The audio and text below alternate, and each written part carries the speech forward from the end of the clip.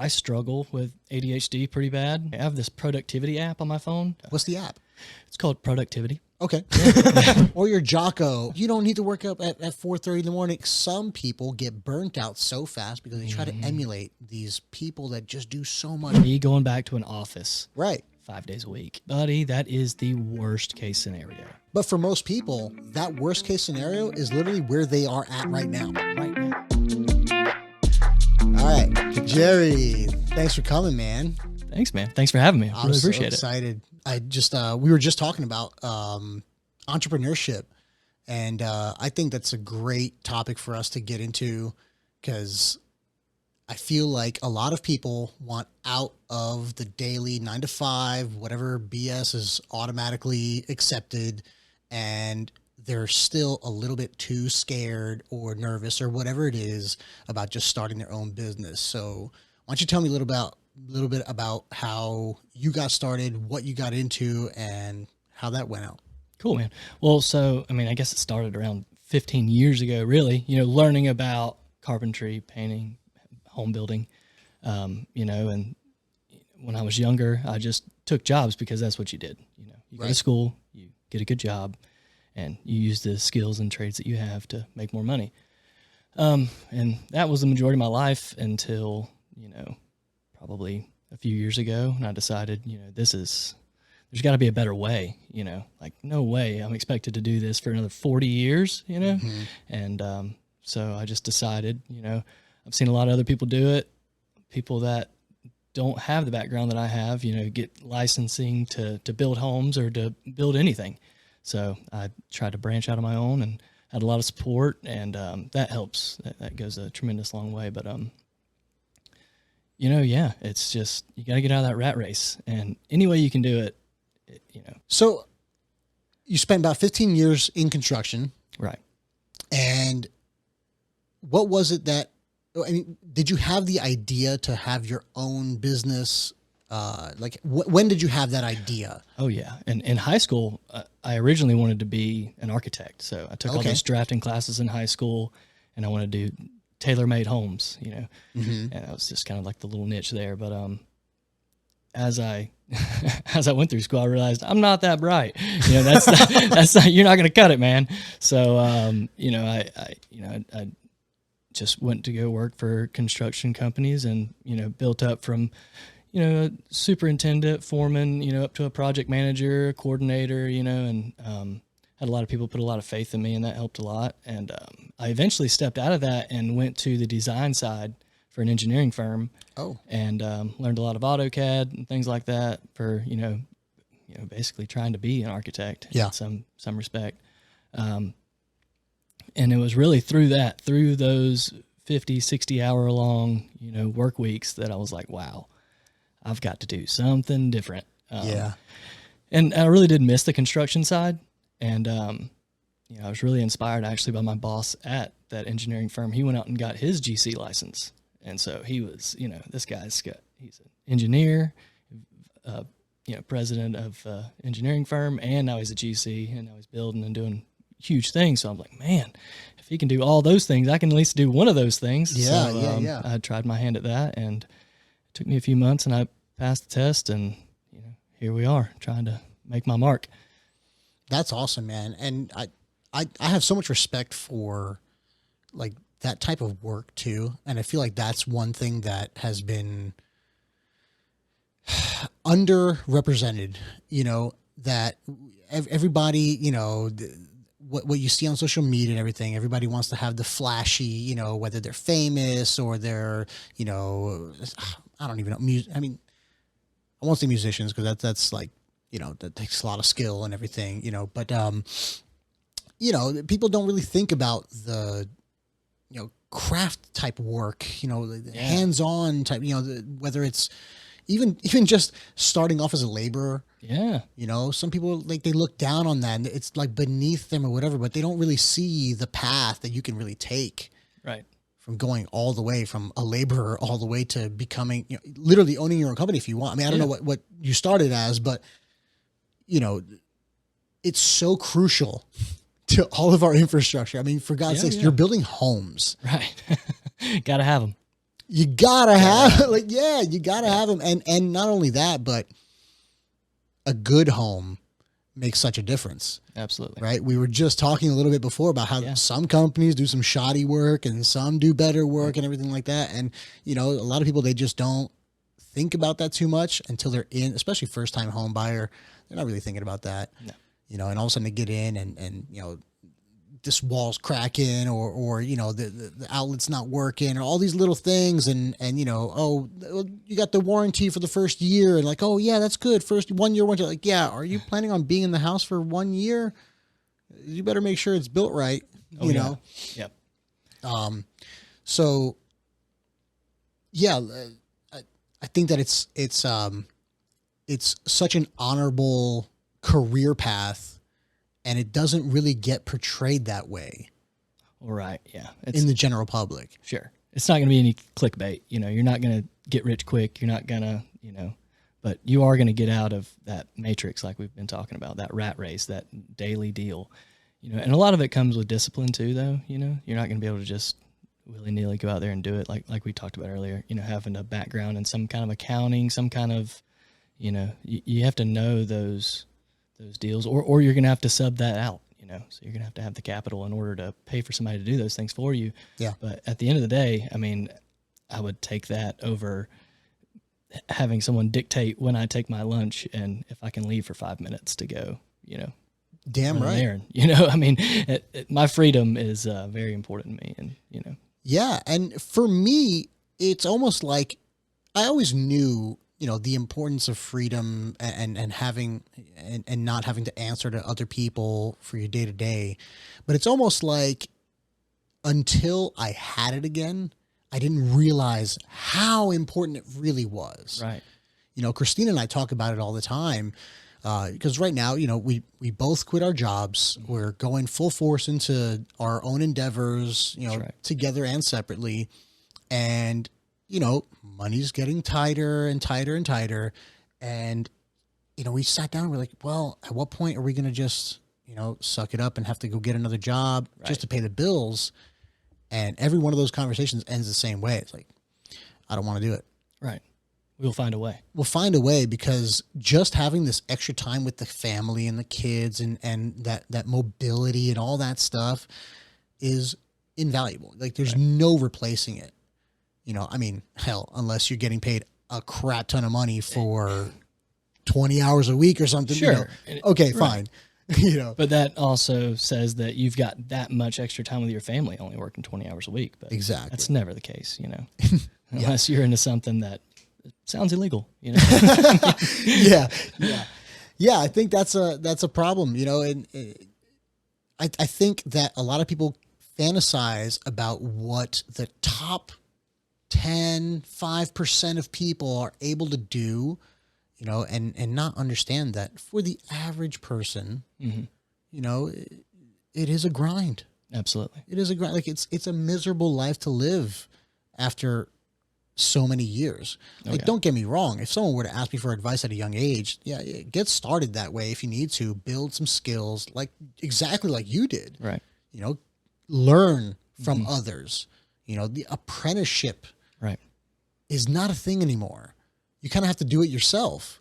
And you sort of did it that way. Yeah. Yeah. Luckily I had family that was already in the trades, and that's how I just kind of got brought up into it. You know, I had to have a summer job, had to pay for my own truck, you know, at 15, 16 years old. So I had to, but I learned to love it. And I learned that, okay, here's something I'm actually okay at. So, you know, and I did go to college to try to become an accountant, and, you know, that fell flat quickly. But luckily enough, I mean, that turned out to actually help you out now. Benefit me greatly. Absolutely. Absolutely. I'm a whiz on some QuickBooks. Absolutely. Nice. And without that, I'd be paying somebody a quarter of my income to manage all that stuff for me. Yeah. But, you know, my mom, she's a tax expert and an accountant and stuff too. Oh, man. Right. So I've been brought up in this home with, you know, finance and construction. So so you're basically like set up for it almost. You just have to like go out there and grab it. Right. I'm not going to go be a boat captain tomorrow. I just don't have that background in me. So sure. It is nice to stick to what you know, really. You know, stay in your wheelhouse. If you know, unless what's in your wheelhouse is just the most, you know, mundane thing you've ever done, and you just got to get away from it. Sure. You know, right. So, yeah. Yeah. If it's something, I feel like if it's something that you can find passion in sure. and purpose, right. you know, and I think a lot of people, they can't see the bigger purpose of blue collar work a lot of times. And it's the exact opposite way. I feel like a lot of times you can find more purpose in, look, I used to do construction. Mm-hmm. I used to work, I was a union carpenter back in New Jersey, did mostly commercial work, obviously never built homes and stuff, but even still it was something else to just be able to walk away at the end of the day and look back and say, oh, you see that hospital? Yeah, I got a hand in building that freaking thing. Yeah. You know, that's so rewarding. Something to show for. Right. Absolutely. What did you do today? Well, you can literally see what I did today. Right. Yeah. Yeah. Yeah. And I remember one job was miserable. I literally did just nothing but insulation on this massive 5-story building. And that's all I was there for. I was there for like 2 months, just day in and day out, insulation, just picking fiberglass out of my skin, trying every trick in the book, like, oh, put baby powder in, take cold showers, do all that's like, none of it really works. Nope. It helps a little bit, takes a little edge off, but no, not if it's 2 months straight of like 60-hour weeks, you know. We were working like 6 10s to get that thing done, you know, but at the same time, you know, from there, switched over to doing ceilings, right? Yeah, drop ceilings, stuff like that, you know, and you know, just one thing led to another. But it was one of the most rewarding jobs I had, you know, before joining the military. Right. But I kind of want to touch on what you were saying about, you know, you had these skills that helped you out along the way, but I know for a fact, correct me if I'm wrong, you probably ran into a lot of stuff that you didn't necessarily know how to do, right? A lot of issues, problems, whatever. And I think that's what scares a lot of people away is, oh, I don't know enough. But to me, if you just know enough to get started and you're passionate about it, you will find a solution to every problem that you have come across. So, I mean, did anything stand out to you that like... Well, I mean, what I can just say off of that is, you know, I probably work 50 hours a week, but then I spend another 10 to 15 hours a week learning, you know, going back to books, going back to, you know, anything, Simpson catalogs, learning, you know, what it's going to take in order to make this right, or... Yeah, like you said, just unexpected or just things you haven't run into before. You know, there's always new applications in construction. There's always, and that goes for anything. You know, not just construction. You know, I'm the biggest. I'm my own enemy when it comes to like real estate investing. Okay, I've read so many books, you know, and I've watched all these videos, and I've got so many friends that have done it, and I've talked to them as friends about doing it. But I still feel so underprepared to do it that I haven't done it. Right. But just like you said, I've got enough to just go for it, but I don't, you know, so, and in construction, I'm far more confident in myself that I can pick up those things and learn those things in that extra 10 hours a week. But for some reason, in other aspects of life, I don't feel like I can do that, you know, so. Yeah. I think what happens to a lot of people is we fixate on someone's end result, or not even end result, someone's current status. And we think, well, clearly I don't know, like if I were to get into construction, you know, or try to have my own company like that, if I would look at you and say, well, I don't know 1% of what you know as far as this business goes. There's no way I could do it. Like, well, no, there was a time where you didn't know what you know. Right. And I think there's a little bit of that fear of work, you know, fear of education, because we think that some people are just born with this natural instinct for this or that. Like, no, it's all learned. Right. Every bit of it. And, you know, the resources today to learn just about anything are in abundance. You know, I mean, you've got a computer in your pocket all day long. Yeah. You can learn anything you want. For free. Yeah, for free. For free, if you're willing. Yeah, right. Right. And that's the discipline aspect, you know, of it. Yeah, and I think that's the real difference, right, between like what do you pay for an education? Mm-hmm. I think you're just paying for someone else to go out there and aggregate information and feed it to you in a digestible manner. Right. But that's not anything that you can't do on your own. Right. And if you talk to anybody who has anything that they're very passionate about, they don't have to go to college to get an education on it or pay for a course or whatever. Like, no, they just digest so much information about it because they're just curiosity takes over. Yeah. It can happen to anyone. So, finding that whatever it is that lights your fire, go for it. Even for people that have a 40-hour job, right? Someone's working 40 hours a week. Okay, well, it may suck at first, but if you're passionate about it, take those extra hours that you're not working and put it towards learning about that next thing you want to do. Oh, absolutely. Because at the end of the day, time's going to pass, right? You're going to turn 25, you're going to turn 30, 35, 40, 50, 60. Okay. Stagnant.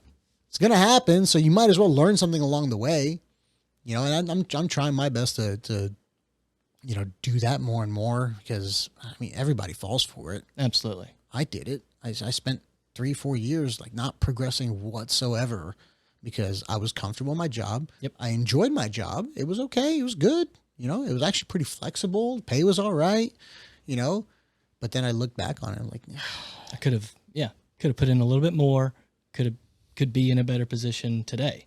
yeah. Right. Yeah. And I found myself listening to a lot of, whoever, I don't know what to call them, not motivational speakers, but, people that talk about entrepreneurship and stuff like that. And, Your Grant Cardones, your. Yeah, exactly. Robert Gary Kiyosaki's. V's and whatever, Yeah. And a lot of them will agree, if they say like, what would you tell your younger self, and most of the time, one of the things they say is start sooner. Yeah. Start now. And, that always made sense. And then I got asked the same question, a similar question just last week when I was hanging out with some friends and we were playing a game and, the card came up. It's like, what would you tell yourself 5 years ago? It's like, start now. Yeah.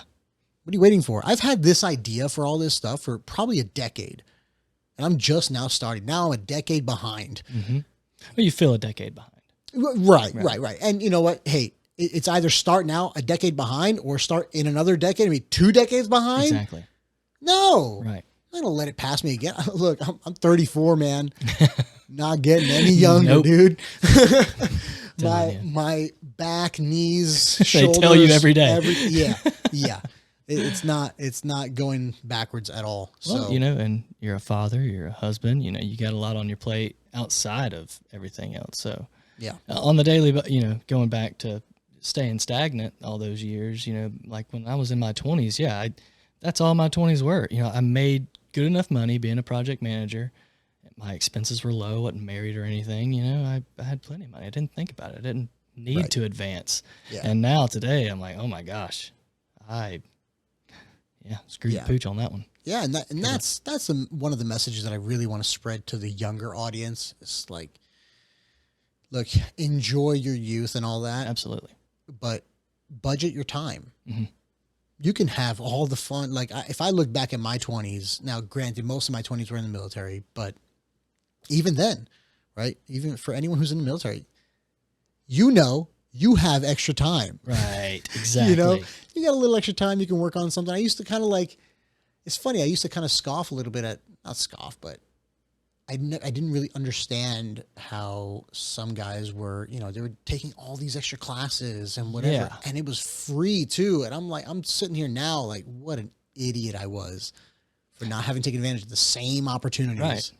And I sit here thinking the same thing because I know contractors that have 10 times the amount of projects that I have, and they're running smooth. They have got something figured out. That's been one of my biggest things right now is actually time management. Mm-hmm. How do I practice better time management? I'm a very type A person, Mm-hmm. Excel spreadsheets are my life. I document everything, and, it's important, to really manage your time. If you've got an hour a day to read something that could advance you, take that time. Take those 10 pages a day, and it'll be an hour, Right. Anything to advance yourself at a Yeah. younger age I love it. Yeah. So tell me a little bit about what have you learned to implement as far as time management goes? So I struggle with ADHD pretty bad. Okay. And so I've got to actually have reminders on my phone to like, hey, it's noon. You need to track your last, 5 hours from this morning. Where did every hour go? And then I get to look back at that at the end of the week and really determine like, this is eating up too much of my time.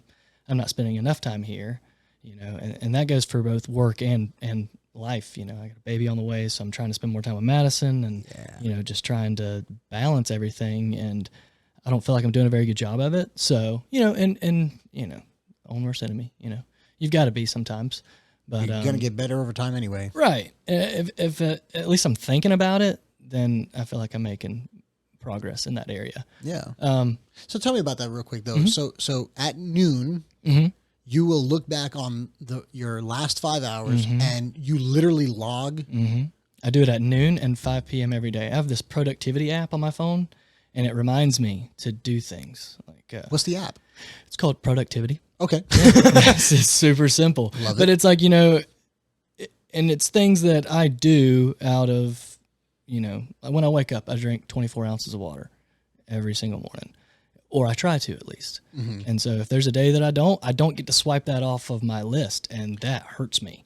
So it's kind of like just a daily checklist kind exactly. of thing. Okay. And like a routine setter. Right. And at noon every day, it tells me every minute counts is the little thing that pops up. And that reminds me, okay, I need to go in my daily journal and I need to log, did I spend, I've got 3 custom homes that I'm building right now with another contractor. And so each one of them takes up a lot of my time, but I need to know really how much time I'm devoting to each. And, if things are falling through the cracks on this project, is it because I'm giving this one too much of my time? Right. Or, and obviously it varies by the day, but, it's been really helpful actually. That's awesome. I might want to check that out because I'll definitely share the app with you. I feel like that's one of even my biggest challenges too, is I've been joking about it for a while when people ask me, how you been, since quitting your job and whatever. I'm like, I'm busier now than I ever was with a full-time job. Absolutely. But I feel like I'm getting nothing done. That's where I'm coming from. That Yeah. I spend more time working. I'll go to bed with my laptop. Madison will be asleep for 5 hours, and I'm still clacking away, man. And so I'm like, am I really doing better at this? I mean, like you start to question yourself, like, man, maybe I'm the type of person that just needs a 9 to 5 because it's structured, and then that's better for me. But in reality, that's just my brain tricking me into thinking that I need to do what the normies do, and I don't need to do I'm that. so glad you said that because I have that thought probably 5, daily. 6 times a day. Yeah, man. I'm like, man, maybe I am better cut out for a 9 to 5 because the biggest difference is you don't have to think. Yeah. You just show up on time, you do your job, Yep. you leave, and you leave your work behind. Absolutely. And you're just free of that. And one of the things that Christine had to really press onto me was, hey, take a break. Yeah. It's family time now. Right. I'm like, yeah, but I have all these ideas. Nope. Oh no, but I gotta find this other piece of equipment, or I gotta read about this. I gotta learn about this. I'm reading a book. I'm trying to do too much. Too much, man. That's me. So now what we've done is we've actually narrowed it down to, because she's got her own business. She's doing photography. Well, And that takes a lot of time on editing and social media and all that stuff, marketing, all that stuff, right? And I didn't realize how much time I was occupying that she didn't have free because we have 4 kids. Yeah. So we actually broke it down to 4-hour blocks a day. There you go. I only work 4 hours in a day. Wow. And what ended up happening, now, that's not to say that when I'm off of my time block, I don't, if I'm doing like, mowing the lawn or doing some kind of thing, I'm listening to either some kind of podcast that's informational, or maybe listening to an audiobook or whatever. So I'm still digesting some information. Me too. But 4 hours is my concentrated work time. That's good. And what ends up happening to me is if I have 8 hours, I kind of lollygag a little bit. I got my phone every now and then. I'm kind of here, kind of there. I'm all over the place. Now we have a meeting between her and I in the morning, and we kind of hash out, hey, what's today's task? On Mondays, we have our Monday meeting, literally like almost like a job, Wow. your Monday morning meetings. Yeah. We just had it this morning for the week. And then every morning we have a quick 10, 15 minute, okay, today, what kind of shifts are we having to do in our schedule, whatever. But what happens with that 4 hours is I learned this from a video on YouTube about productivity. It said, prepare for your work like prepare for the movies. Yep. You go to the bathroom, Get your popcorn, get your phone's on airplane mode, you got a little snack, you got your water, and you sit down and you focus. Yeah. And all of a sudden, my 4 hours of work is equal to 12. Exactly. Yep. It's structured. Yes. And that's how I am. Type A. I am so structured in my life. I love that idea. I'm glad you said that. Yeah. Do you know I about don't. I'm see, that's the thing. I'm not structured. Okay. I fly by the seat of my pants, dude. I'm all over the place. So spontaneous. I'm an extremist. Okay. Let me say this. So I'm either extremely dialed in or I am so off the rails. That was last week. Literally, I had last week, we didn't cook a single meal at the house. Twice a day, we ate out. Madison, she's 35 weeks pregnant. So there's some of that going on. But at the same time, it's just like I fell out of my groove. Right. And you're going to have that. And so, but I know that if I don't start my Monday off right, we're in for a bad week. It's just going to go downhill from there. Yeah. I love that morning meeting that y'all guys have. Dude, it works so well. We're changing it up a little bit because it's getting really hot outside. Yeah. But for a while, what we were having morning tea because I fast. I do intermittent fasting. Oh, good for you. So I just do, herbal tea in the morning. I also do the Andrew Huberman, no coffee, no caffeine for the first 90 minutes, maybe even 2 hours or so. Dang. I try. That's a stretch. You know what though? After having that routine for a while and plus the intermittent fasting and a bit of that fasted cardio and everything, my energy pretty level throughout the day. Unless I have a particularly stressful day or whatever, then I'll hit that afternoon crash. Either way, I'll maybe even sneak in an hour nap here and there. Yeah. But if warranted, get it in. Yeah. Yeah. But it's a time, we'll set up the kids to have breakfast and then her and I will just take a mom and dad moment and go outside on the front porch and just have some tea and hash everything out. And it works out really. Sometimes this morning we went for like an hour. Oh, nice. Yeah, but it was fine. Hey, vitamin D. Yes. Get some sunlight in those retinas. Yes. Hey. Man, you've been listening to some Andrew Huberman. Yes, I do. Yeah.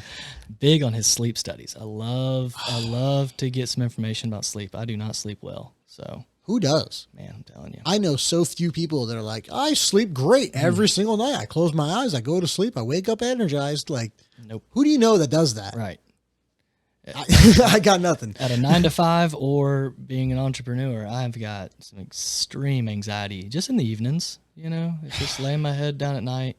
And what really helps me too is that's another one of my trackers is every night I write tomorrow's top agenda. And then in the morning I go over that agenda and make any corrections that I like need to be made. that. Yeah. I like that. For a while we were doing that tea. Mm-hmm. We were doing it twice a day. We do once in the morning and then once at night in bed, have like a chamomile type, like relaxing type tea or whatever. And not to really necessarily go over the plan for tomorrow, but just to kind of unwind because for us from that moment of the morning tea till that evening tea, it's just go, Yeah. kids, 4 of them. Yeah. Yeah. But we've been kind of slacking on that one a little bit, but I think that time management is so difficult, especially when you're doing something that you're passionate about, because you never want to stop. That's me. That's the extreme that you're talking about. Yeah. Just constantly trying to do better or stay ahead of the curve, that proactive instead of reactive type thing. If there's something that I can catch a day before on a project, that, oh my God, they don't have thin set on that project. Like, I don't want to be laying in bed thinking that. And then the next morning tile guys are on their way and Yep. It's going to be an absolute shitstorm. A 30-minute fix turns into a 2-hour fix. Exactly, right. And really putting me out of my way. I'm what would be considered a armchair project manager. Okay. I do everything from the computer. I email all day long. Good for you, dude. Yeah, I make phone calls and I email. I touch the job sites 3 days a week, maybe. Has it always been like that, or did it start more hands-on? It started far more hands-on. Even actually with these 3 houses, I started off being both the site superintendent and the project manager, just because this was my first rodeo on custom builds, and the actual partner that I'm using, it was his first time. He builds nothing but spec houses, and I don't mean the D.R. Horton specs. I mean, like, he builds in 30A, so he builds like multi-million-dollar homes, right, just to sell. So they're all on his dime and his time and his vision. And then you have these custom clients, who you're building for their spec. I want this tile like this, whatever. Like, oh my gosh. So it's a lot to take in, but it started off very overwhelming. I was very scared for my future. And then, we just had to dial it in and figure out, okay, this isn't working. What is going to work? We actually brought in a site superintendent, and that helped out a good bit. Nice. Yep. Worth the investment? It was. He actually quit the other day, though. So now I'm trying to pick up the pieces, but not going back to that same old me playing both roles type thing. Right. How do we make it work? There's got to be a way, just like there was with the 9 to 5 and going into this, there's got to be a way, take some time, reflect on it, think about it, and attack it, Yeah. Lucky for you though. I mean, you had the experience to be able to fill in that gap, and you're not just left hanging when somebody, quits on you. Yeah. That's one thing that my father taught me.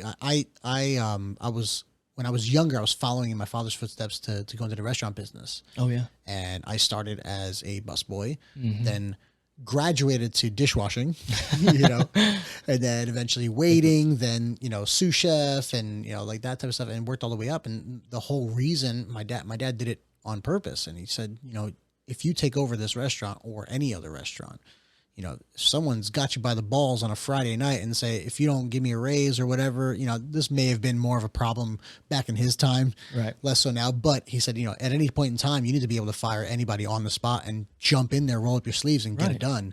So be able to do their job the day that they go. Yeah. Yeah. Yeah. And it sounds like you have that, kind of going up on your sleeve. Yeah. Yeah. Well, and so going back to that kind of, these 3 houses that I'm building, they're underneath another GC's license. When we started these projects, I didn't even have my license. I didn't get my license until September of last year. Oh, wow. Yeah. So, when did you start the company? So I started the company back in actually 2013. Oh. So I've had Taylor Contracting Services since 2013. Gotcha. And I've always had that as a side hustle, side gig. I'll come paint a couple rooms for you. I'll come remodel a bathroom. And it's just a really good tax write-off. Sure. It really helps me, as far as taxes at the end of the year. Of course, then, you're never excited to do taxes when you have a company, but yeah, nonetheless, right. So, I'm working with another guy, and we're building these houses, and, so I'm actually contracted through him. So he's got a fee set for me, so it's not all on my shoulders like it is him. So, when the site superintendent quit, really it's that guy's problem. It's not really my problem, but you be a team player and you roll up your sleeves and you get it done. But what I'm really glad to see that happen on his dime, so that, because I know one day it's going to happen to me on one of my projects, one of my houses, when I'm footing the bill. Oh yeah. And I'm going to have to roll up my sleeves and get it done. So it's all a learning experience. That's good. Yeah. Have you fallen, or have you seen any problems with, like ethical problems, in your industry and everything? Like people just do, obviously people just quitting out of nowhere. I don't know what the circumstances were there, but any issues with that? Because I know, like, you're a pretty upstanding guy. I don't think you'd ever try to screw anyone over, but do you see that a lot? Like people trying to screw each other over on job sites, things like that? No, not really. Not typically. And really that comes from a very good vetting process. Like these 3 houses that we're building, these are from people that, like, this contractor went out and really sat down. He knows these people, and really got a feel for them. if they feel like a butthead, he ain't gonna work with them. Right. Like, no, this is gonna be more trouble than what it's worth. I've actually got to go see somebody in 2 days. I'm gonna go look at a project, and I could already tell from the phone call that this isn't gonna go well. And so, right there's gonna be a 30% markup because I just know that. When's that meeting? Thursday morning. All right, we'll post this on Friday. Yeah, exactly. Good call. Yeah, but I mean that's just part of it. I really don't see a whole lot of issues with that. I guess really the biggest issue is, illegal labor. Yeah. Which, especially now. Yeah, and really now because DeSantis wanted to do that whole deal with. Making a real big point to get him shipped out. And as much as I am a fan of Iran, I don't like that aspect because those guys really, they make it happen. Where a lot of the my Caucasian friends don't make it happen. Like not even in the same time frame or anything. It's it's difficult without them. Yeah, there's definitely a separation in work ethic. Oh my gosh. Yeah. Dramatic. And you know what? I don't think it's really, I think fundamentally it's not really work ethic. I think it's entitlement. Yeah. Or people seeing this type, again, people seeing that type of work as beneath them. Sure. Because they got to get dirty and sweaty and, put some manual labor in. Yep. Whereas plenty of other cultures are like, it's time to get, I get paid for this? Yeah. Well, I'm going to bust my ass then. Oh, there's incentive if I do well. Yeah. And I feel a lot of people forget about, they think that everything's got to be a monetary incentive, like, getting a bonus for getting done early. And that is great. Sure. Right. Absolutely. Incentivize, please. Everyone should, if they can, but there's also an incentive for just being a damn good worker. Right. Oh, you want job stability? Okay. Be unfireable. Right. It's that simple. Answer your phone. Yeah. Show up when you say you're going to show up.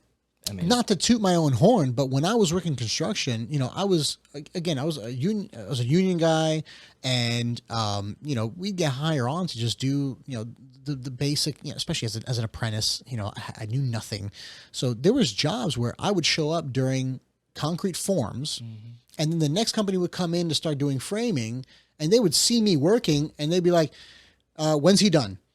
It's like, he's done next Thursday. Like, okay, well, we want him. We're going to pick him up. And they would call the union and say, we want him. And I would literally ride that same job through 6 different companies, from concrete forms to frame to sheetrock to ceiling to furniture, like all the way. Yeah. That's incredible, Nick. Well, I mean, and that says a lot about you, I appreciate that. Yeah, man. No, that's huge. And there are guys like that, because, the way it used to work when there are no amigos to pick up, you go to the labor force center and you get labor work, those ready force or whatever it is. Okay. And those guys, they're on just a little contract on a daily deal. Yeah. But man, if one guy is truly busting his dick all day, like that guy, he's not going to have to go back to the workforce center the next day because, we're going to hire him. You made the call. Right. Yeah. Exactly.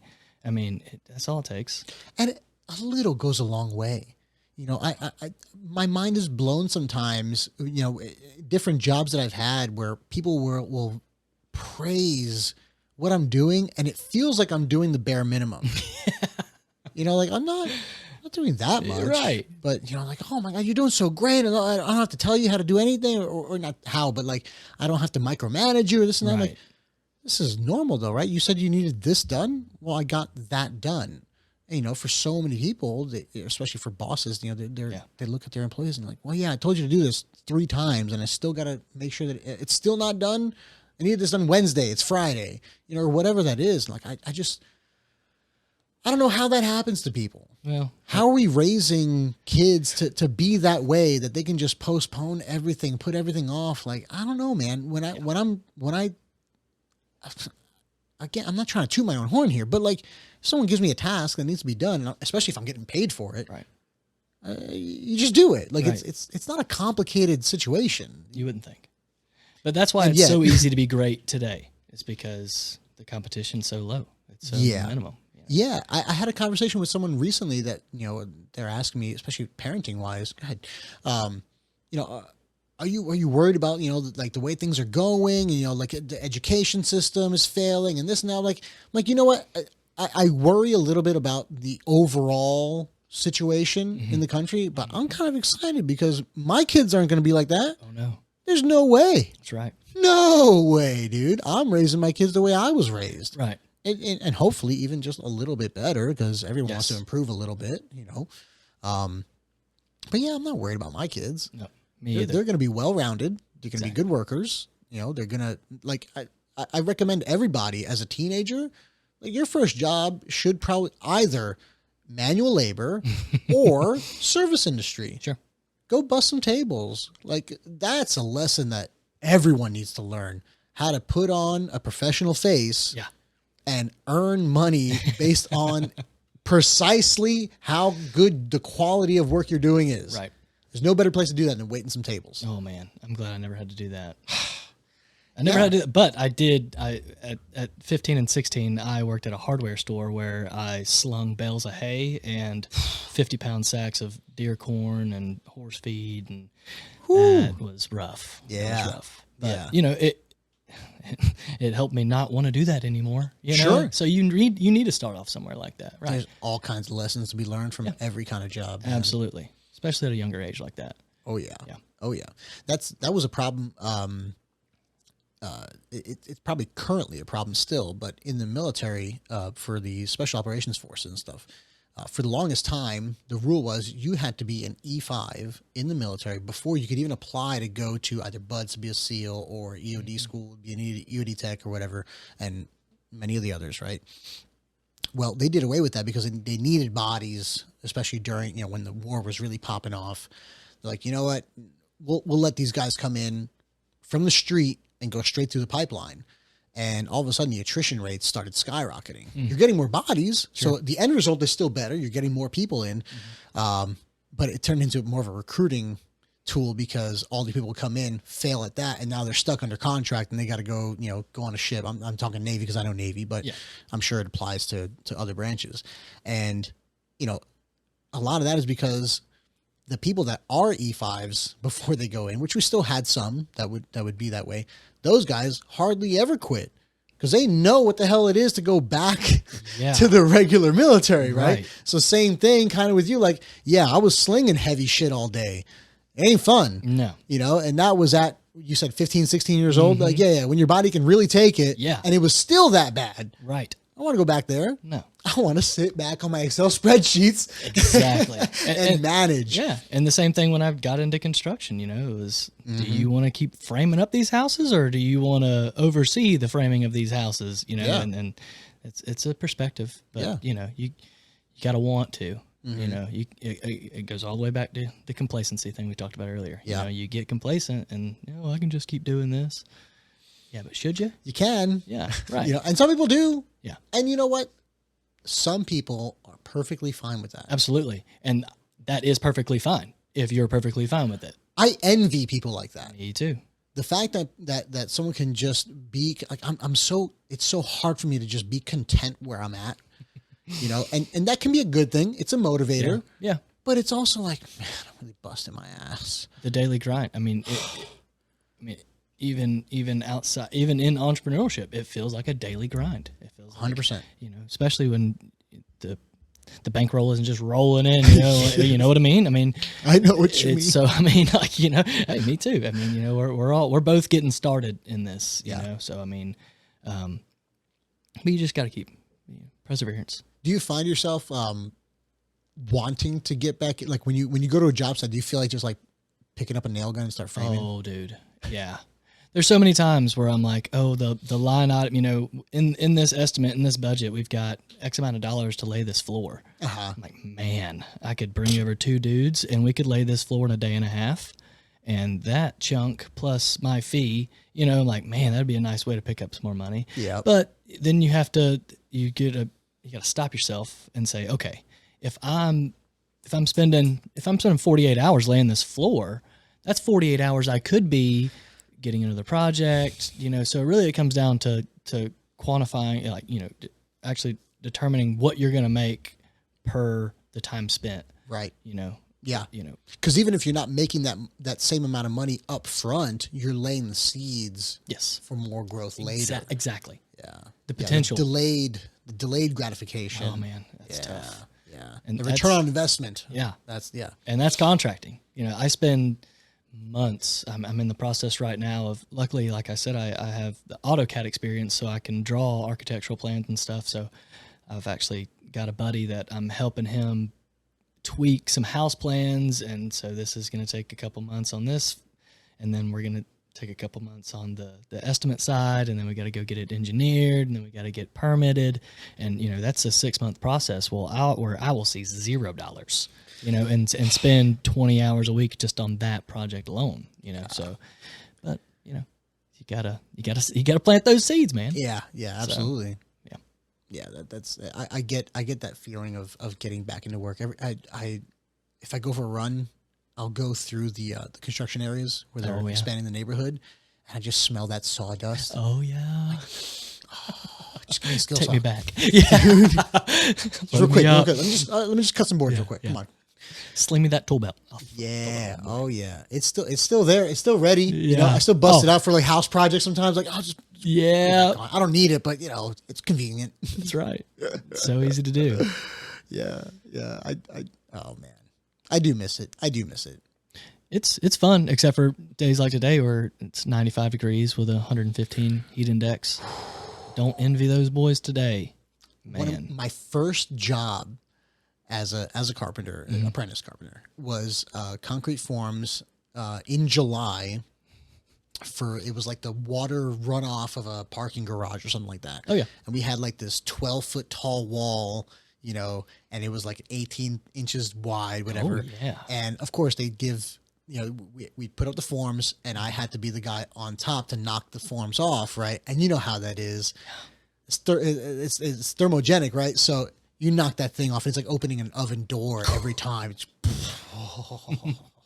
and you're there, and you're down to just your shirtless, jeans or whatever, you know, and boots, and I drank 2 gallons of water a day, didn't piss once. No, exactly. Not one time. Go home finally, and it's still like, it's brown. You're like, that's not good. I promise I'm hydrated.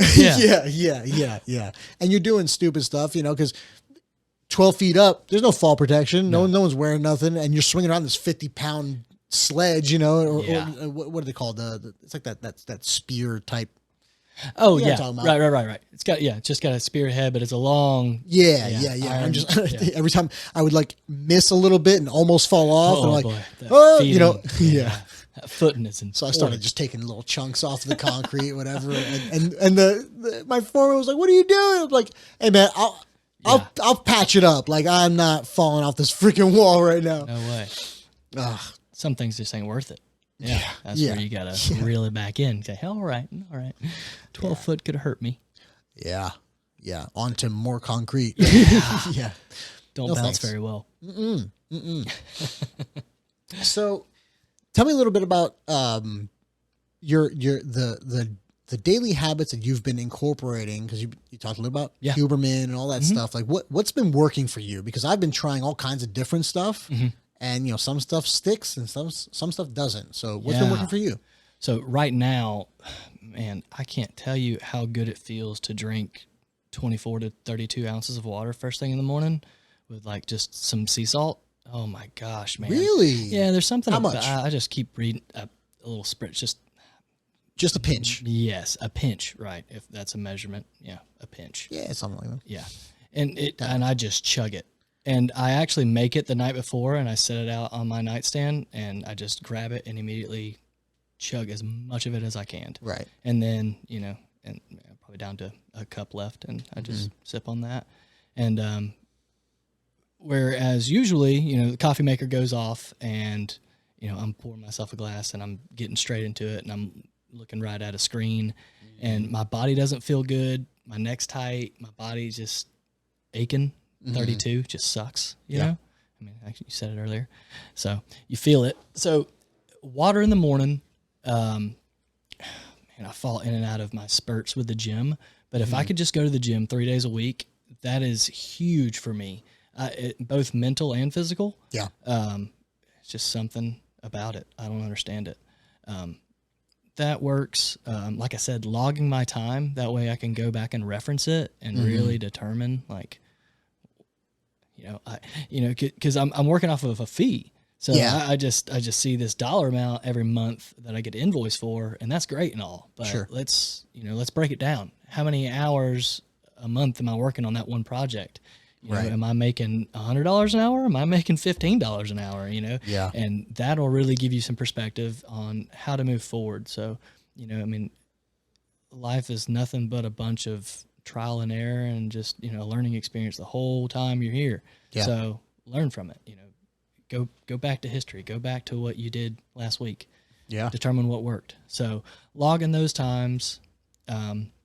Another thing I've been trying to do is stretching in the evenings and reading in the evenings. Those two things. I like that. What, when you say evenings, like what, like 5 o'clock. Okay. Yeah.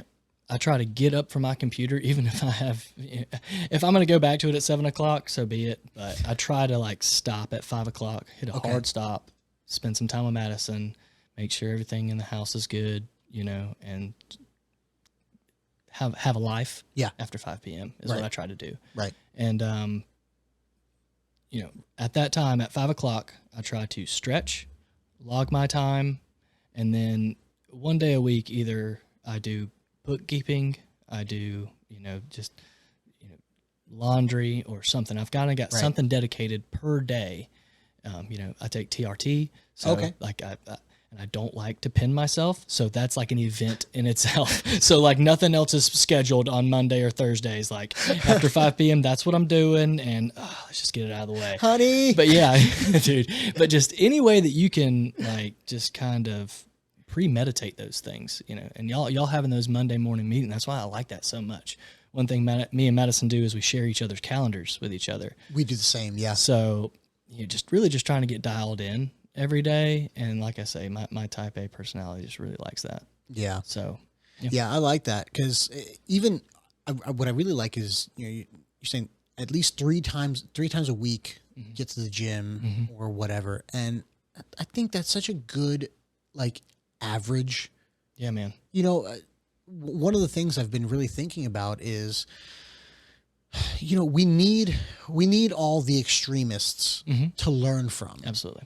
But we don't need to try to emulate all the extremists. No, I'm not David Goggins, bro. Not going to happen. I was literally just thinking David Goggins in my head. You don't got to do that. Right. I love his motivation. It gets great.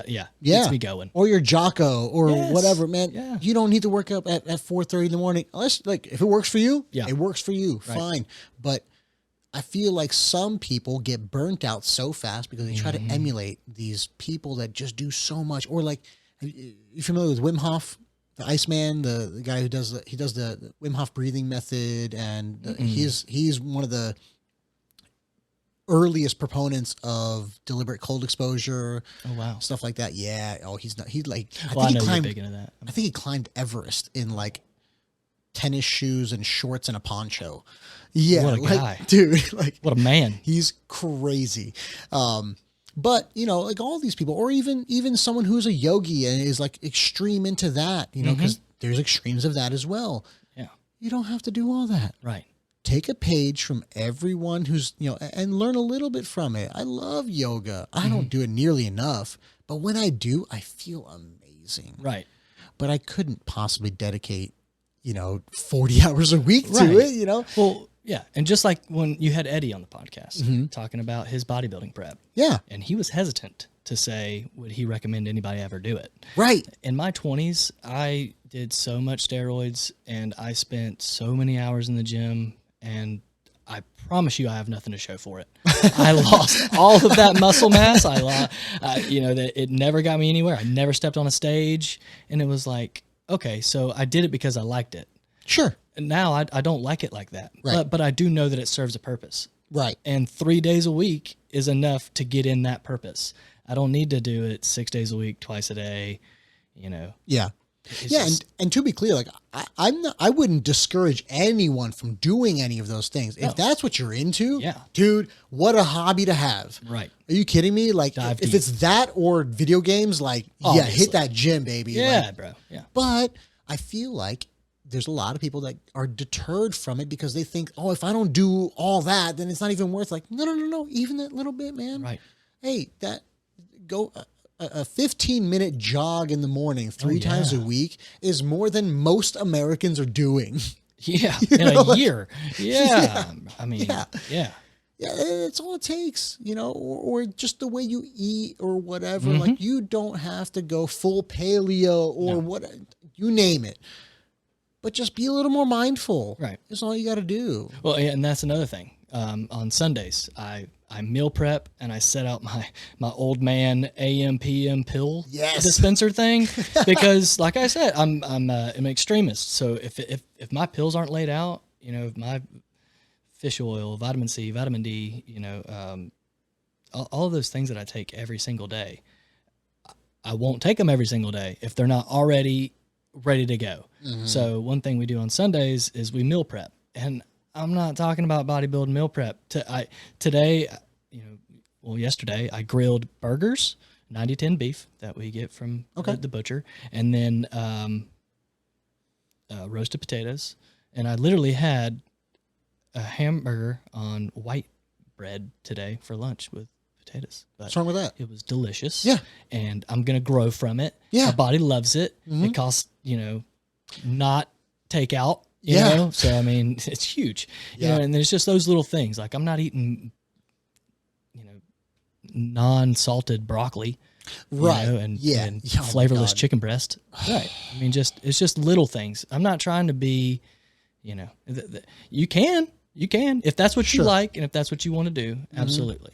But you could just be making those smaller intermediate steps that, are just going to help you. Yeah.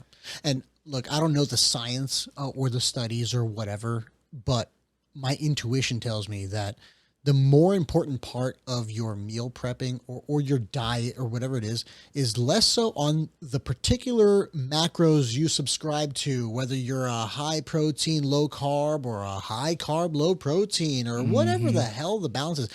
I think the more important thing is how clean that food is. Sure. So you said you got beef from the butcher, and roasted potatoes and, your white bread. White bread wasn't the best, but maybe not, but the closer you get to that source of the food, and that your ingredient list is as short as possible. I'm not saying you have to go all organic, everything, whatever. Look, I would love to. I can't afford it. Right. Exactly. But I'm going to try my best to stay away from the sauces that have, 100 ingredients and preservatives and everything. And just eliminating those chemicals. Food dyes is a big one. Oh, food dyes. Oh, Christine's been scaring the hell out of me with that because she's been watching Red documentaries and all that stuff. I'm like, I don't even have to watch it. Just get rid of it. I don't care. Doesn't bother me. Yeah, I'm sold on it. It makes logical sense. It does. Oh, it's made in a lab. I don't want to eat it.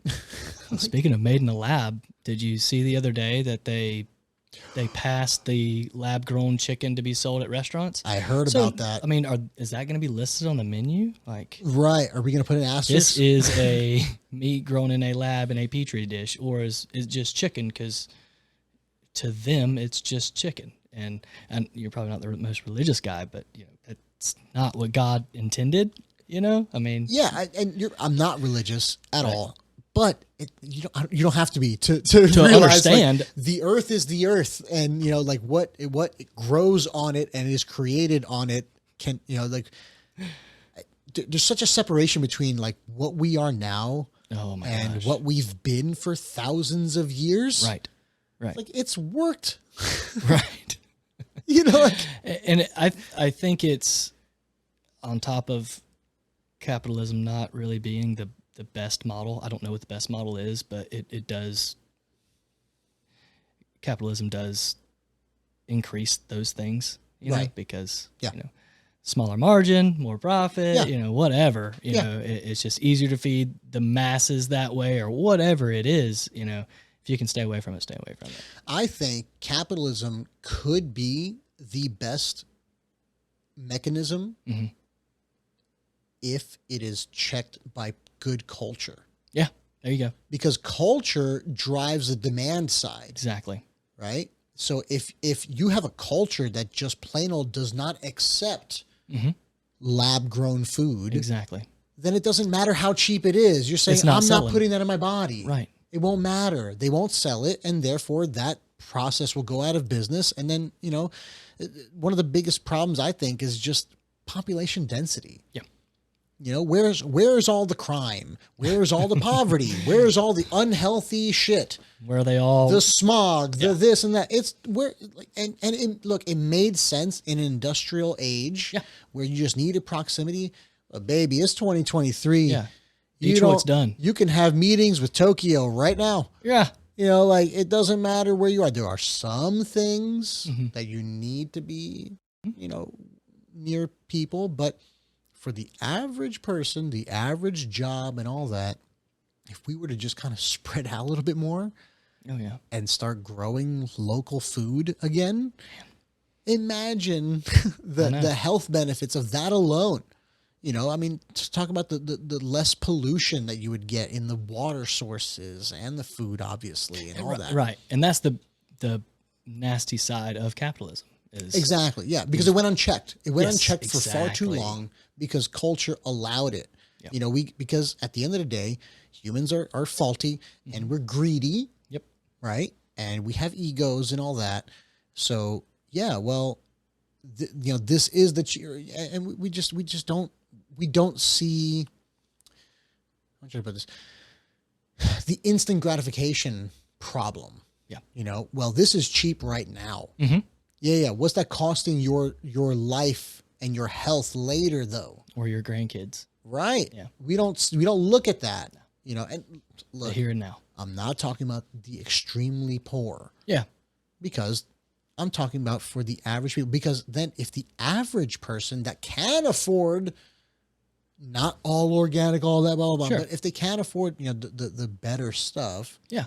well, then that's going to drive the price of that stuff down and it's going to make it downstream more affordable to more impoverished people. Right. If it just becomes a norm. I mean, have you been to Europe? No. Dude, food's so cheap there. Is it? Dude, restaurants are cheap. And it's ironic because restaurants are cheap to eat at, yet the servers there are paid salary. It is not normal to tip as much as we tip here, if at all. Yeah. Right. It's included in the cost of the meal, and their taxes are through the fucking roof. So you would imagine that would cause all the prices to go up. No, it's still cheap because most of it, not all of it. Look, I haven't lived there since I was 6 years old, but Sure. whatever. It's mostly, it's not factory farmed the way it is here. Mm-hmm. It's treated with such respect compared to here, and one way or another, it's cheaper to eat, even There. with all those things that you would think drive the price up. Right.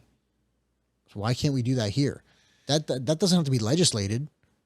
Now, they do have laws in Europe that, ban certain substances and food and all that. That's why, like, even a Coca-Cola here and a Coca-Cola in Europe Is different. totally different ingredients. Right.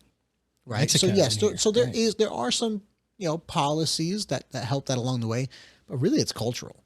Yeah, exactly. They care what's going into their bodies. Yeah. And I think America's biggest problem is actually convenience.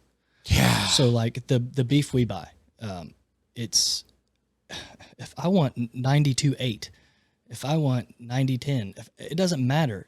He's going to take sirloin beef and put it through a meat grinder and make that beef for me. And those cows are, within a 500-mile radius of where that place is. Yep. And it's And even only, that's far. Yeah. Oh, it is. But at least it's in the States. Yeah, And yeah. we kind of know where it's coming from. But it's $5.99 a pound. You go to Winn-Dixie right now, it's $6.99 a pound. It's $7.99 a pound. It's whatever it is. So it's not more expensive, but we do have to drive to Solcombe, Alabama to go get it. So there's this, it's not very convenient, but when I'm talking about my health in 20 years, it is kind of convenient. It's, I mean, a little perspective goes a long way on something like that. Yep. So. That's your return on investment. Exactly. And it's always offset from the now. Right. And that's the one thing that I think Americans are the worst at, is actually looking at the return on investment on what you're having right now. We're so focused on the here and now. On the right now. I had a boss one time tell me, I told him, I had a Pop-Tart one day. I was working at Sherwin-Williams. I had a Pop-Tart with me. That was my breakfast. And he was like, man, you should probably eat better than that. And I'm like, organic is expensive. He said, it's expensive? Cancer treatment. I was like, well, that's a perspective, isn't it? And he's not wrong either. I mean, I don't want to say they're trying to kill us, but they're not helping us by any stretch of the imagination. Look, it doesn't take a conspiracy theory to see that there is a cycle between feeding people shitty food, making them sick, and then selling them the cure for that. Right. And also, promoting all the, isn't America one of the only countries, there's only like 1 or 2 countries in the world that allow for advertisements for drugs? Oh, no. For pharmaceuticals? Right. Doesn't that kind of speak volumes? Yeah. But you don't see a lot of, people focusing on wellness and preventative care. Like, say what you want about chiropractors. I know there's plenty of people, and there's, number one, there's plenty of bad chiropractors out there. Oh, yeah. Been to them. Right. Yeah. Been to some good ones, too, though. Oh, my God. One of my closest friends is a chiropractor, but he doesn't just do chiropractic. He does holistic health. He does, he's a dietitian. He's a chiropractor. Wow. He's a physical therapist, and all these things all in his office. He does, but he treats people's issues, but he also focuses on preventative care. Right. Yeah. How much cheaper preventative care is than reactionary. What is the term? I don't know. Whatever. But like what we have now. Yeah. It's crazy. And I brought that up when I was in the military. Because I was seeing him every now and then when I would travel, because he wasn't near me, but every now and then we'd meet up and he'd help me out, whatever. And I would feel amazing. And he'd give me these tips and these stretches and this and that to do. And I feel great. And then he would leave and I would, default back to not getting the care that I needed. No preventative care, really. And I went to the medical staff. I was like, can I get a referral to see a chiropractor and whatever? Like, no, it's not covered. It's not covered. I'm like, okay, but if I got to see a doctor, that's covered. Right. Okay, but if I injure myself, you'll cover the surgery to repair me, but you wouldn't have covered physical therapy somewhat, but you got to jump through hoops to get it. Yeah. Preventatively. If it's after, no problem to sign it off. But after you're hurt. Yeah. I'm like, hang on a second. Wouldn't the Navy save a ton of money by having programs in place with like more holistic health practitioners, whatever you want to call them? I don't care who they are. Yeah. I don't care what their degree is in. If they're focused on the holistic health, the human body as a whole, then I want that. Right. I want that. Right. But no. Or any stretch of that. Money. If it's just, like an insurance company that gives you a reimbursement for a gym membership. Right. Anything like that. I mean, obviously a little bit more like something, actual, but sure. Nonetheless, I mean, like, give me something, I'm trying here. Yeah. Or I want to do better, or right. You should want me to do better, I Sure. think. But no, they don't. They want you to be sick and take their drugs. Because everything is, a pill for this. And I know. I mean, we could beat that dead horse, all day long. Like, oh, you got this. Well, this pill is going to give you this side effects. Now you got to take this pill to take care of that side effect. Exactly. Like, oh, you're in pain. Here's some pain meds, but those are also going to make you constipated. So here's a laxative to go with it. And then, oh, you might get dehydrated if you take too much of that. So that, like, oh my God. That's like the Jordan Belfort on Wolf of Wall Street, where he's talking about the pot to mellow me out, the Adderall to pick me back up, and the morphine, whatever, just because I got to like balance all these things. But it's like, really, you could just eat a little better, get a good night rest. Which I strive for too, but. Yeah. Oh man. I feel like having cleaned up my number one, alcohol, which, look, man, I've had plenty of fun. Yeah, exactly. I've enjoyed the hell out of it, and I get it, but I think everyone should at least, I think Joe Rogan has a great idea when they do the Sober October. Oh yeah, man. Sober October is a brilliant idea. It is. In fact, Christine and I we're doing a Sober July, just for the hell of it. Because Good. the past 2 weeks when Eli was in town, Oh yeah. we've been going hard. A little heavier than usual. Oh my God. Yeah. Yeah. Like up till 2 a.m, whatever. And I'm 34. I can't handle that stuff, Oh, man. man. And like halfway through, like I need a break, And luckily enough, they took a 3-day trip down to visit some family. Oh. So I had like a little bit of a, reprieve, and then they came back and we went right back at it. And now it's like, hey, can we just, yeah. chill the fuck out for a little while? Man, I couldn't imagine like going on July. a cruise right now, like back in my 20s, I went on so many different cruises. And it's Did just you? a 5-day bender, buddy. I mean, you waking up drinking. What's the drink of the day? Well, that's breakfast. Yep. Great. But it's funny how anytime that I've gone a long stint without alcohol or anything else whatsoever, all of a sudden, like I can hear my body. Oh man. Yeah. It's like, oh,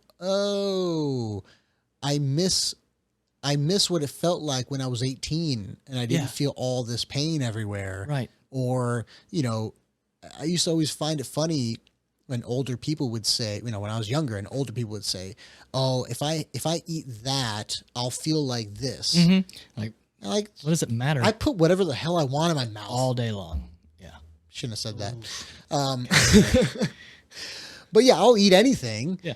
And I'll feel fine, whatever. Like, I never cared about, like my bowel movements and Oh, like what yeah. it was like. Now it's like, I'm not touching that. I'm not touching that or that or that, Man. whatever it may be. Cause now I actually know my body better and I can, but when I am numb to it all because I'm drinking a few times a week even, or whatever it may be, you don't notice it.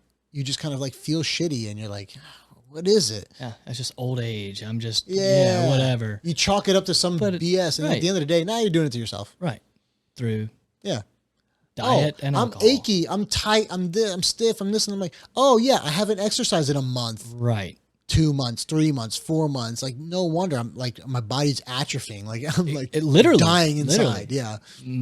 Muscle atrophy. Yeah. That's It's what's a going on. real freaking thing. And it Yeah. sucks. It sucks. Yeah. It'll make you tight, create knots. I mean, that's part of my reason why I don't sleep good. And how many times have you gone through the cycle of like, you get really fit and then you let Oh, yourself man. go. And then that first couple weeks back into it, you're just hating life because Yeah. you're just sore as hell. And all you're thinking about is, had I just stayed on the wagon? Like, Yeah. quit jumping off, man. Yeah. Create Yeah. some discipline in your And I life. think it's because of those cycles where, I'm going to get back at it. And I'm going 6 days a week. I'm going hard, 2 a days, Exactly. whatever. And then you get burnt out and then you do nothing. And that's what I'm saying. And then 3 all of a days sudden, week. 3 days a week doesn't do it for you. Yeah. Yeah. But if you had just stayed with 3 days a week the whole time, Right. now you're golden. Exactly. And one thing I mentioned to Christine about eating, I was like, what ends up happening is we decide, oh, I'm fed up with all this bullshit in the house. We're going to eat clean, good food. And we do for a solid 2 weeks, a month, however long it is. And then it always starts with one. And One it's pack of Nutter Butters in the house. whatever. Yeah. Oh, man. Oh, man. Yeah. That concrete mixer sounds good. We worked hard today. I'm going to get that one, right? Swing through Culver's on your way. And then all of a sudden, one leads to another and this and that. And I made a commitment to her. I said, you know what I'm going to do is especially because I've been doing intermittent fasting and sometimes I'll do like longer fasts, like periodically, very rarely I'll do like a 2 Couple or 3 day? day or 4 day. Ooh. Yeah. The Good longest for I've done was you. 5. I want to shoot for a 7, maybe like once a year, I just go crazy. It's really good for the mind. I for me, know. for me. Yeah, no, I hear great things. My parents do it. They're super religious. Okay. So they've got other, but the regenerative brain and all that yeah. stuff, man, it's Even huge. not even on a physiological level, but just on a mental level. Like it brings me clarity. Yeah. It brings back to light what's actually important in life Wow. so quickly. That's what I find with the cold exposure too. I talked about it in a previous episode. My buddy, the chiropractor, actually, he's the one that gave me the advice because, my ego was holding me back. And he's like, you got to kill that motherfucker. So either starve yourself or freeze yourself to death. I was like, all right. Yeah. I ended up doing both because Good. fuck it, Double But down. but what I told her, because I'm getting more comfortable with fasting, I said, you know what? If we get to the point where, oh, it's late, we don't have time to cook, we don't do like, rather than eating that easy shitty food, I'm just gonna skip that meal. Because I've reached the point now in my mind where I'd rather just skip the meal than to put something shitty in my body. I applaud you for that. I haven't gotten there yet. Oh man, We'll see. I hope, because I am such a weak bitch that I will go eat every Nutri-Grain bar in the cabinet versus, That's you know, me. if it's like, no, we're not door dashing. That's 3 times the amount of the actual meal itself. And it's shit food, and it's going to be soggy when I get here, you know, and then it's like, just go to bed hungry? No way. I'm going to slam a gallon of milk and eat everything in the house. Do you know how many 10 or 11 p.m. Nutella sandwiches I've had? Oh, boy. He's speaking to me. Come on, man. But I'm fed up with it, man. I'm fed up with feeling like shit. Yeah. No, That's man. what it comes yeah, down to and for me. right. And good for you for realizing what the actual culprit is. You know, it's what you're doing to yourself, you know, and that's huge, man. But now it's just the biggest thing that I struggle with the most, and it's discipline. You know, are you going to be disciplined enough to actually take your own advice, to actually do what you said you were going to do? And I fail at it every single day of my life, because too. Like you were talking about earlier, you're waking up at 4 o'clock. You know, you don't have to do that. I want to wake up at 5:30 every single morning. Do I? No. Yeah. I woke up at 6:15 today. Yep. Alarm went off 7 times, bro. But I don't have to, you know, I don't have to get up. So I'm not going to get up. Madison's sleeping beside me. Dogs aren't even like trying to go out. I'm Man, like, that looks cozy. yeah, if no one else is bothering me, I'm right here, you know? And that's just my inner bitch, you know, just not getting with the program. But Yep. some weeks are better than others, and you just gotta accept your Yeah. you know, your faults at times. But We've been trying this this tip for getting up without the snooze. you doing the a light? No, just a simple countdown. Just count down 5, 4. You count down. 3, 2, 1, and I stand the hell up. Ooh. Yep. So as you're laying there, half-assed still asleep, you're counting down from 5. I turn the alarm off and count down from 5. I used to just it was just I don't know. There was a point in my life where I woke up at 4 a.m. actually every day, because I had to drive all the way to St. Joe for the engineering job, and I would get, you know, they're on a different time schedule, you know, they're an hour ahead, and I would go to the gym in St. Joe. So I would, you know, get up at 4, get there at 5, get to the office at 6. And I did that every single day, mainly because I had to, you know, I had a job that I had to go to, and I had to be there at a certain time. Right. So I had that structure, and I didn't need so much my own discipline. It was just something in the back of my head. But now I've got a little bit more freedom in my life, and it's not always a good thing, you know, Right. when you lack discipline, you know. I don't lack motivation. I lack discipline, you know, and it's, That's a great way to put it. Yeah. I think I fall in the same boat. Yeah. For sure. Yeah. I can do all of it, right. but I'm not. discipline for the consistency is where I slip. Yeah.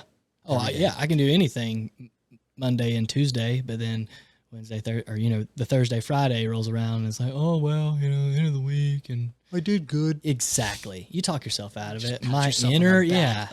inner bitch just gets the best of me sometimes. And I think that's what makes it the hardest thing to overcome is that there's no other way out of it. And there's no other excuse, right? Like the difference between, you know, like if you imagine your ideal self and you think to yourself, okay, what is the ideal way for me to live? And it would be, you know, waking up at whatever, 5 o'clock and, you know, going to the gym or doing this, doing that, you know, cleaning up right away instead of letting the dishes pile up or, you know, you name it, every freaking chore that you do, whatever. If I were just to fix this right now and not put that off, whatever. Okay. What's the difference between that guy and you right now? Yeah. Nothing. Just doing it. Right. Just doing it. Yeah. And not rewarding yourself for mediocrity. That's what it is for me. Yeah. You know, like, oh, like yesterday, we needed a recovery day. We agreed that it would be a good recovery day. Okay, recovery, but we'll do some things around the house. I got up, I did all the dishes, I cleaned up the kitchen a little bit, whatever. And I knew there was extra stuff to be done, but after I was done with that, I'm like, I'm still sore, I'm tired, whatever. I'll just take a little break.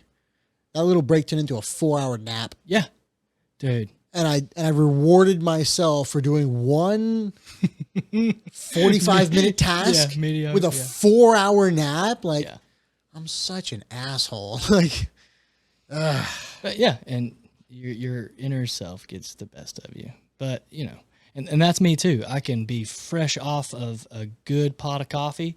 Like, I could have all the energy in the world, but if I sit down on the laptop for 2 seconds on the couch to just, like, oh, I want to do this thing. Okay, well, let me go look for it real quick. That turns into me sitting on the couch now. Now I'm sitting on the couch. Right. And now I'm done. Yep. I've really got to tell myself, kick that recliner in, get up, slap that laptop shut, and go finish doing what you were going to do. Yep. And it's easy. It's too easy. Yeah. But another thing too about what you were saying, those small little tasks that you just do them is with time management. I like to list out the things, but if it takes less than 2 minutes to do, it's not worth writing down. It's worth doing right that second. Yep. Yeah. I love that. Yeah. Absolutely. And that's another little thing that I try to incorporate. It's a time saver. It is. It saves time right now. Right.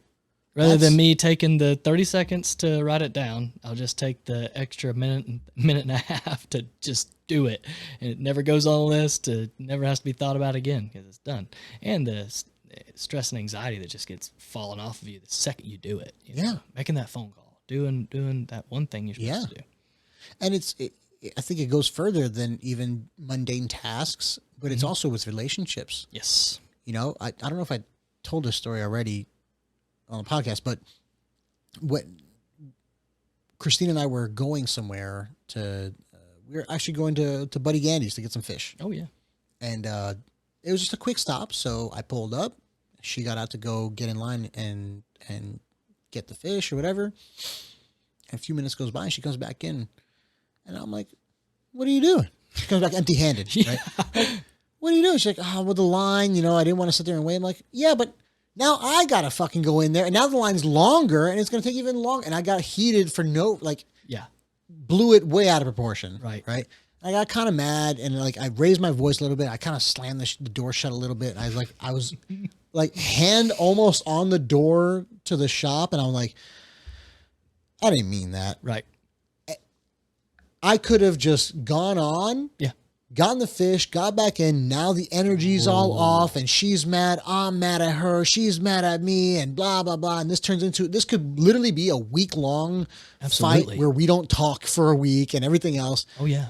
And in that very moment, I was like, hang on a second. Go back and apologize.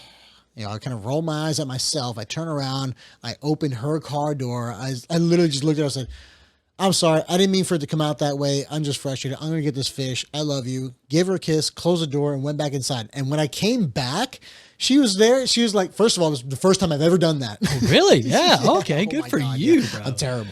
Well. And she's like kind of smirking a little bit. She's like, I was really confused why you got so mad. I'm like, yeah, I don't know. It was just whatever. And all of a sudden, that week-long argument or fight or whatever you want to call it turned into a 2-minute ordeal. Yeah. And it was in the past. Right. How much time did that fucking save me?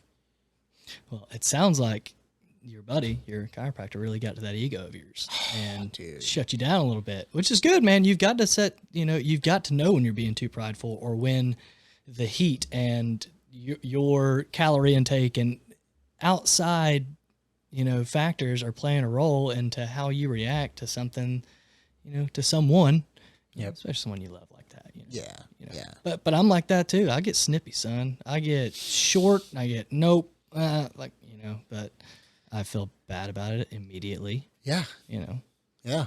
And that's what I've been trying to work on is as soon as I recognize it, because you can't fix it if you don't recognize it. Right.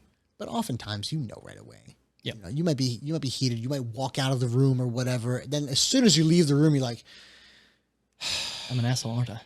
Damn it. Yep. Maybe she said something on your way out that was equally as snippy or Right. whatever the hell. But I promise you that if you go back in there and you own up to what you did, that other person is probably going to do the same thing. Right. And really, she wouldn't have had that to say had you not, Exactly. you know. Exactly. It's my fault anyway. Exactly. You are the root of the problem. As with everything. But the ego thing, what I've been realizing more and more is, yeah, that was great what I thought was killing the ego. It's not killing it. I just wounded it. Mm-hmm. And it creeps right back up every time, man. Yeah. So it's an ongoing daily battle. Yeah. But the more you recognize it, the more you can do to take away its power. Curb it. Yeah, exactly. Yeah. The ego's like, it's like entropy. It's there. It's going to be there all day, every day. And you have to actively do something about it. Otherwise it will just take over your entire psyche. Yeah.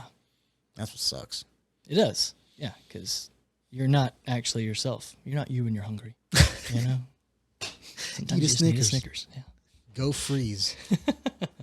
Or don't eat for 7 days. Yeah, exactly. Oh, that's a new perspective too. Yeah, exactly. I would hate to know myself like that though. I'm so, man, and I think it would actually really help me because I have really weird blood sugar and stuff. Like I've got to have carbohydrates every 3 hours or so. Yeah. I could never do that bodybuilding prep that Eddie did, and my parents, I see them doing fasting for 3 days at a time, and sometimes and it's empowering to see that actually can happen. I just think I'm little already, like am I gonna shrivel up and die? Like that's gonna happen, man. No, You'll be fine. right. It's a good challenge, man. Yeah. It's such a good mental challenge. Like, forget all the health benefits. Mm-hmm. Knowing, and I'll take it a step further because I'm also an extremist. Yeah. So I'm like, if I'm gonna fast, I'm not the kind that'll be like, I'm fasting, get that away from me. It smells so good. I'm like, no, give me that. And I'll literally just take that thing like, that smells really good.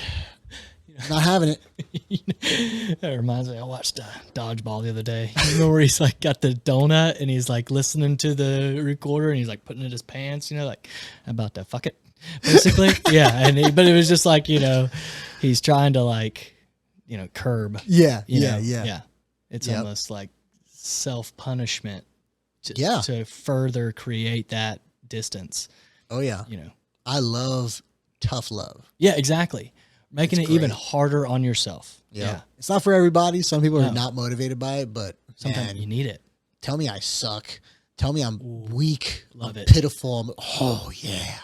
Dude, that's what I need it. I do. I do yeah. need that. I do need that. I need structured criticism. I need almost even like just plain out hate. I need someone to tell me I'm doing a bad job, even though I know I'm doing a good job. Yeah. I Yes. need that. I was recently talking about that.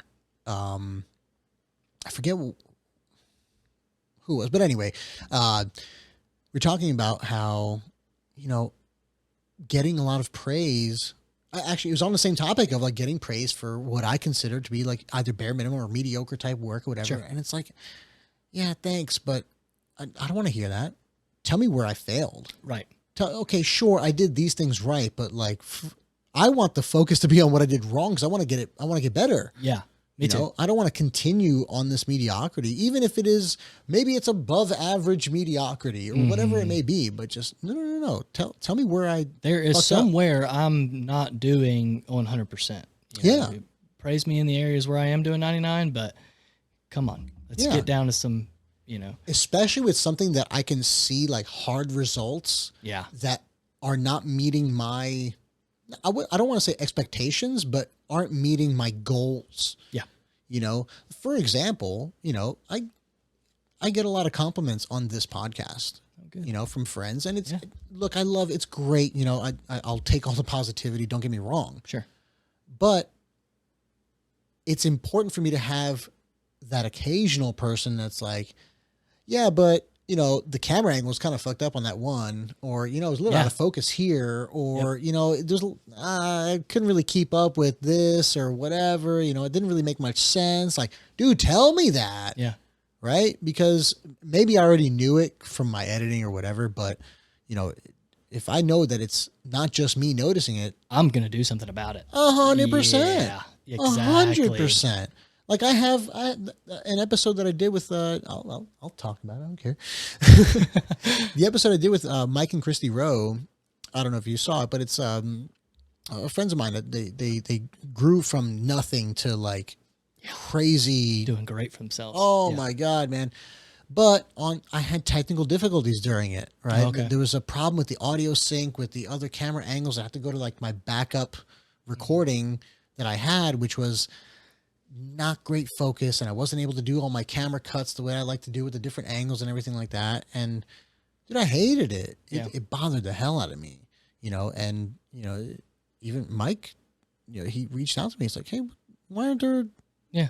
camera like, angle changes? Yeah. Like, what about all? I'm like, and I explained it to him, whatever, and he's like, "Oh man, you know, and look, he's a great guy, super positive guy." He's like, "Well, we'll do some more." I'm like, yeah, dude, Please. Whoever wants to be on, I'll have you on. At this point, like, I'm trying to learn everything I can. Yeah. But yeah, like I need that criticism. Yeah. I'm not the kind to be put off by criticism. Some people are. Some people can't take criticism well. I take Right. criticism great. Yeah. Tell me all about it. I think I do. Maybe in the moment I don't. You know, Maybe so. There might be a moment where I'm like, I get red in the face, and I'm just like, I don't want to be hearing that right now because I'm doing everything I can to Right. be great, and you're telling me that I'm not. Right. But a little self-reflection, a little humility goes a long way to really help you, you know, dive into those things. Yeah. You know, and Yeah. Really create- dial it in. Yeah. But really what it takes too, though, is confrontation on someone else's part. And no one likes that. That's human nature. No one Right. likes confrontation. So if there's a way Sure. to avoid it, we will. Mm-hmm. And I felt like my last job was like that. I would go in for a yearly review and everything's great. Everything's great. Here's a raise. Here's this. Here's that. I'm like, this is awesome. But at the same time, like, I don't know. It just wasn't. Yeah. I felt like, okay, but there's something. There's got to be. There's something, you know. But Yep. sometimes you Yeah. don't get that out of people. you know? My best leaders in the military were the ones that, you know, when you do your evals and whatnot, you know, they tell you, you know, you do the reflection of what you've done in the past year or whatever, but then the best ones are the ones that will actually sit you down like, okay, now here's what you need to do to take that next step. Right. Yes. Exactly. And you can even frame it that way. It doesn't sound negative at all. It's No. like, no, you need to up your skills on this, this, and this. Mhm. You know, you need to spend a little more time on this, blah, blah, blah, you know, whatever it is. You know, maybe do some more, you know, charity work or, you know, whatever it may be, you know, Sure. all that stuff. And that goes such a long way, Right. you know, because it's easy to just get sucked into that grind, Yeah. daily grind, and you're not focused on the future. Right. You're focused on tomorrow. Yeah.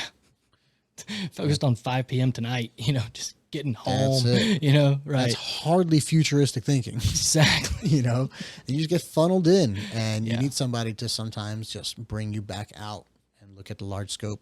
What actually might be good for you now, it would be good for me too. And we can talk about doing this is, I heard this the other day. It was just about a guy. He's got a friend that every few days or so, he just calls him, and they're both entrepreneurs, and the dude will just call him up and say, hey, what did you do today? What'd you get done today? Yeah. Like, did you lay around? Did you Right, work yeah. for 4 hours? You worked for 2 hours? You worked not at all? Yep. What was there a reason you didn't work? Or was there opportunity and you just, you know, failed to do so? You know, Yeah. it's just like an accountability thing. you know? Absolutely. Just having Absolutely. somebody check it, like just a little check in.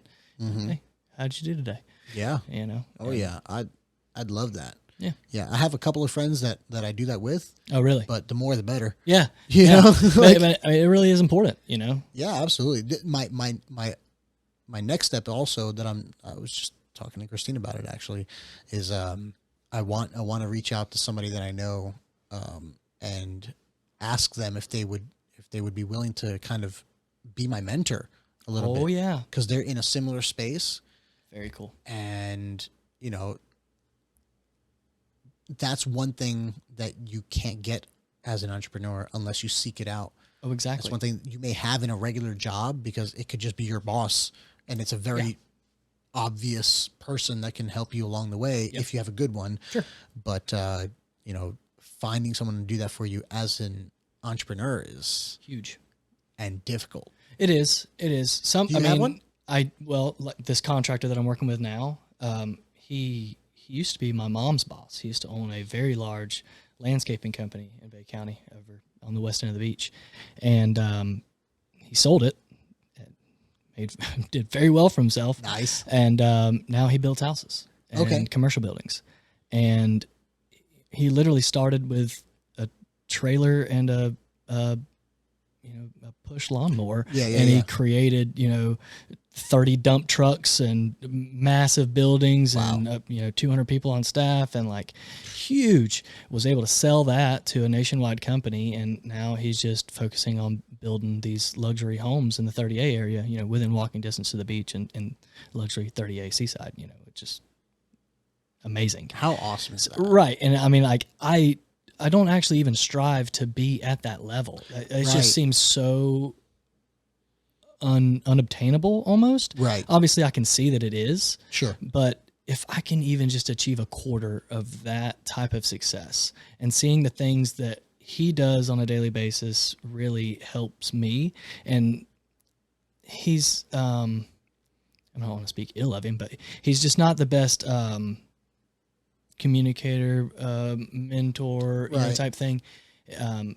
I really learned through osmosis. I learned through being CC'd on emails all day long. And I learned through watching him go through it. Or by example. Exactly. Yeah. Exactly. So as long as you're looking to improve yourself, as long as you're willing to pick up on those cues, is if you're just going through it like it's a job, you're not going to pick up. You're just going to keep going through the motions. But if you really want to do better, then you'll pick up on those cues. And I'm very fortunate to have him, but also had he not been my mom's boss and known me for 20 years, that wouldn't be a thing. Right. So, and I know nothing about podcasting. So to even find someone in the area that would, have any knowledge on it, go talk to Joe Rogan, I guess. I mean, right? I'll send some emails. That's the only, exactly. That's the only other, so. Yeah. But I think that's crucial almost, I think so. Rich Dad, Poor Dad. Have you ever read any of those books? I have not. Christine has. Okay. It's on my list for sure. Oh, cool. I've heard great things. Yeah. I have the series. It's like 4 or 5 books. Oh, okay. Yeah. It gets pretty detailed at those very other books. The beginning, the Rich Dad, Poor Dad, basically his mentor is his rich dad, his friend's dad, and that's where that concept kind of came from for me. But it's huge, man.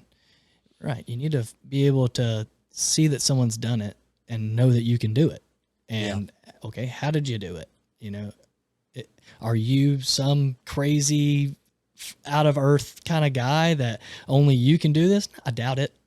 I'm sure that whatever that guy has done, you can implement and you can achieve. Sure. So yeah, I mean, look at the guy you're talking about. Yeah. Starting with a push mower. Yeah.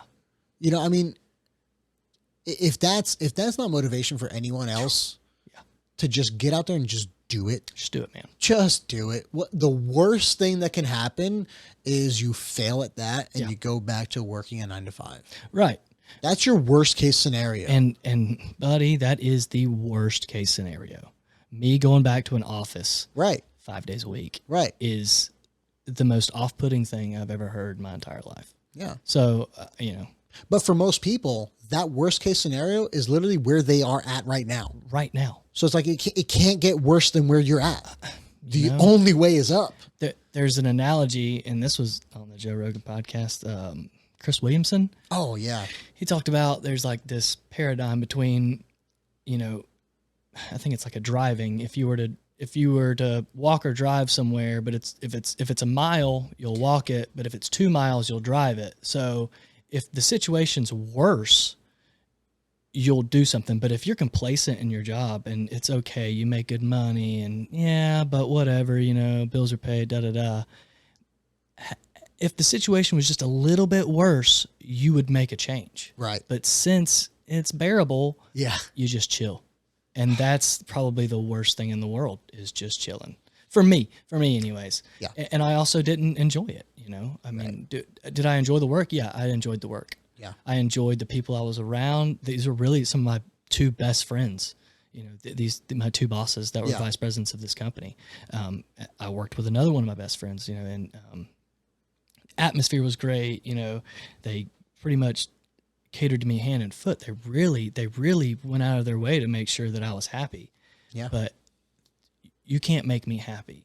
No one else can make me happy. I don't care what you're going to give me at a job. Yeah. If I'm not doing it for myself, by myself, I'm not going to be happy.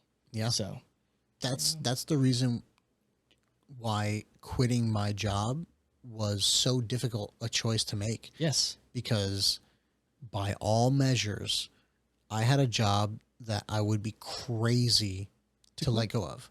Yes. It was, again, pay was pretty good. Hours were flexible, as flexible as a government job could be. Right. Really. Right. I was a government contractor that actually had a flexible schedule that I could almost set myself a lot of the time. Mm-hmm. You know, no one micromanaged me. I had my own little shop where I worked pretty much alone in peace. You know, I had great coworkers, had great conversations with people, made friends and everything. I mean, everything that you would look for in a 9 to 5. Mm-hmm. But I needed something more. Exactly. And that's all it took. Right. It has nothing to do with anybody else, you know, like, yeah. And I'll tell those guys every day, y'all were the best employer I've ever had, but that was the problem. You were my employer. I you know, had I been, you know, another 33% business owner in it, and, you know, maybe things, you know, that would obviously change things probably, but you know, if it's not for me, if it's not my design, you know, if I'm just the simplest fact of like, you get an hour for lunch, or, you know, and I could take 2 hours for lunch and no one's going to say a word to me, sure, but you know, there's still that expectation. Exactly. Yeah. Yeah. And can't play favorites, you know, so they hire in somebody else and they expect this person to follow these rules, but me to follow a different set. That's not going to work. You know? Yeah. So, and that was another thing. The more corporate a company gets, the more I have got to get the hell out of there. You know, I just, I was working for the government. Yeah, I could, bro. There's no way. Yeah. My entire life I've worked for mom and pop. I worked for Home Depot for like 6 months one time, and that was the most corporate thing I've ever done. Yeah, I bet that wasn't that fun. Miserable. For you, at least. Yeah, exactly. Yeah. Exactly. This is all personal. Yeah. It's all extremely personal. Yeah, exactly. Yeah. As we keep saying, no judgment to anyone that is in that type of work and enjoys it or whatever. No. Kudos to you. Right. I genuinely wish I could, because it would make my life a lot easier. Yeah. But I can't tell you how many days that I would just, you know, pop over to the junior store in the middle of the day, working that engineering job, and like, man, I wish I was that cashier right now. That cashier's gonna, you know, punch a couple buttons, get me out of that damn door, and he's gonna play on his phone, and then clock out again and not think about it again for a minute about anything that happened at work. I'm gonna take my laptop home and work on your projects on my family time, and you know, it just, and now I work on my projects on my family time, which equally bad cutting into family time, but time management. Yep. Full circle. All right, man. It's been a fantastic conversation. Really enjoyed having it with you. Absolutely. Thanks again for coming. Yes, sir. Is there anything you want to shout out? I mean, we're trying to keep this, very localized, right? With people from the area. So if there's anything you want to get out. If you want to get a custom home built, Taylor Contracting Services, 850-209-7140. Hell yeah. That's it. Awesome, man. Thanks again. Yes, sir. Thank you, Nick.